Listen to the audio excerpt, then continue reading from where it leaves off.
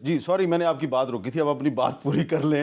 آپ کہہ رہے تھے ہم سے غلطی ہوئی. دیکھیں ہمیں خان صاحب نے آلریڈی بہت ساری جگہوں پہ دونوں جگہوں پہ کہا تھا، پھر ادھر جو لاہور کی سیٹ تھی اور اس پہ بھی اوور آل خان صاحب نے کہا کہ ان حالات میں یہ جو پروسیس ہوا ہے 8 فروری کو اور جو 9 کو رزلٹ چینج ہوئے، انہیں کا بڑا آبویس ہے کہ باقی جتنے آپ الیکشنز کریں گے، اگر جنرل الیکشن میں انہوں نے آپ کی میجورٹی کو 2/3 کو مائنورٹی میں کنورٹ کر دیا تو یہ تو ان کے لیے پیس آف کیک ہے، اور وہ آپ سامنے دیکھ رہے ہیں. اور اس میں یہ میں نہیں کہہ رہا ہوں، یہ عمر ایوب صاحب کے جو فارم 45 کی جتنے بھی ان کے فارمز ہیں وہ پورے اس کے سوشل میڈیا پہ سر چھوڑ دینا اس کو. 45 47 اس کا مطلب یہ ہے کہ اڈیالہ جیل میں 2 سال سے قید عمران خان جو ہے وہ پوری پی ٹی آئی جو باہر ابھی تک آزاد ہے اس سے زیادہ سمجھدار ہے. دیکھیں وہ تو ہے ہی ان کی زیادہ اور آپ نے اس کی بات نہیں مانی. ہم نے پوری بات نہیں مانی، پوری بات نہیں مانی. ان کی اپروول سے ہوا، لیکن ان کی ساری بات مان لی. انہوں نے جو کہہ رہے تھے شاید یہ میرے خیال سے وہ ٹھیک تھے. اور دوسری بات یہ ہے کہ دیکھیں کس ملک میں جب ایک عہدے پہ ٹائم پورا ہو جائے اور وہ آپ کا سب سے بڑا امپورٹنٹ ادارہ ہو الیکشن کمیشن، اور وہاں پہ جو اس کا ہیڈ ہو، اس کے لیے آپ ان کو رکھنا چاہیں، کسی اور کو رکھنا چاہیں، کسی اور کو رکھنا چاہیں، وہ ٹائم فریم ہوتا ہے جس میں آپ بیٹھ کے اس کو ڈسکس کر کے آپ اس کو بندہ لے کے آتے ہیں. اس طریقے سے ملک آگے بڑھتے ہیں. دیکھیں جب تک آپ کی سٹیبلٹی نہیں ہوگی ملک کے اندر، آپ کی اکانومی سٹیبل نہیں ہوگی، یہ جو سلسلہ چل پڑا ہے اور یہ جو کہتے ہیں کہ جی آپ نے یہ غلط کیا، آپ نے وہ غلط کیا، سپاہی آ گیا اس نے اسی کو روک لیا، جو بھی ہوا ٹھیک نہیں ہوا، غلط ہوا، جو غلط ہوا غلط ہوا.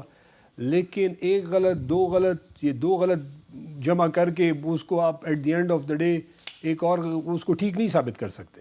تو اس سے آگے بڑھنا چاہیے. اس وقت جو ملک کے حالات ہیں آپ کے، جو ملک کی آپ کی لا اینڈ آرڈر کا سچویشن ہے، آپ کی اکانومی کی سچویشن ہے، یہ سارا لنک کرتا ہے آپ کی پولیٹیکل سٹیبلٹی سے. جی آپ کی عدالتیں دیکھ لیں، آپ کی میں آپ بار بار کہہ رہا ہوں، آپ 26ویں اور 27ویں ترمیم میں ایک ایسا شک اٹھا لیں جس سے عام 25 کروڑ لوگوں کو فائدہ ہو. ایک انڈیویجولز کے لیے پورا پروسیس کیا جا رہا ہے. تو اس سے دیکھیں ملک آگے نہیں بڑھتے.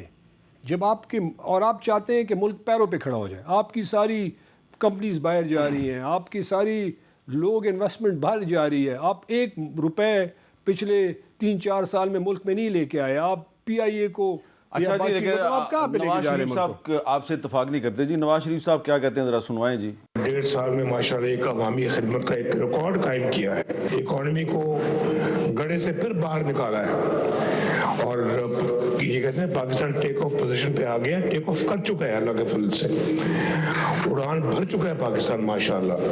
اب اس نے اوپر جانا ہے اللہ کے فضل و کرم سے.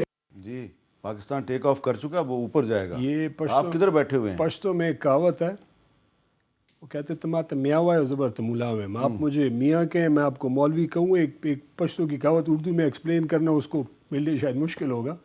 یہ آپس میں گھر میں بیٹھے ایک دوسرے کی تعریفیں کر رہے ہیں. آپ ورلڈ بینک کی رپورٹ دیکھیں، آپ کی ان امپلائمنٹ 7.1% پہ ہے، آپ کی پاورٹی 45% تک پہنچ گئی. 44.7 یہ میرے سامنے پڑی ہوئی ہے 44. اچھا نہیں، یہ باتیں تو ان سے کرنے والی ہیں. نہیں یہ ان سے ہی کرنے والی ہے، ان سے ہی ریلیٹڈ ہے نا. یہ اب دیکھیں مصدق صاحب، ایک منٹ سر. مصدق صاحب ابھی وہ جمیل احمد صاحب جو ہیں گورنر اسٹیٹ بینک، تو ان کو تو اپوائنٹ بھی آپ کی حکومت نے کیا تھا. انہوں نے بھی یہ فگرز دیے ہیں. وہ کہہ رہے ہیں جی کہ یہ جو پاکستان میں جو اکنامک گروتھ کا جو ماڈل ہے یہ سسٹینیبل نہیں ہے، یہ نہیں چل سکتا کیونکہ اکنامک گروتھ ہماری نیچے جا رہی ہے. پھر وہ کہتے ہیں جی کہ جو بے روزگاری کی شرح پاکستان میں یہ 25 سال میں 21 سال میں یہ اتنی زیادہ ہو گئی ہے کہ اس سے پہلے اتنی زیادہ نہیں تھی، یعنی کہ بلند ترین سطح پہ تھی 21 سال میں. پھر وہ یہ کہتے ہیں جی کہ بے روزگاری جو ہے وہ بھی بڑھ گئی ہے اور یہ 7.1% پہ چلی گئی ہے. تو اگر اور جس طرح یہ بھی بتا رہے ہیں کہ ورلڈ بینک نے کہا ہے غربت کی شرح 44.7% پہ، یہ جمیل احمد صاحب کہہ رہے ہیں، آپ کے اپوائنٹڈ گورنر اسٹیٹ بینک ہیں. تو گورنر اسٹیٹ بینک کی گفتگو اور نواز شریف صاحب کی تقریر کو دیکھیں، بڑی کنٹراڈکشن ہے اس میں. نہیں میں نہیں سمجھتا جی کنٹراڈکشن ہے.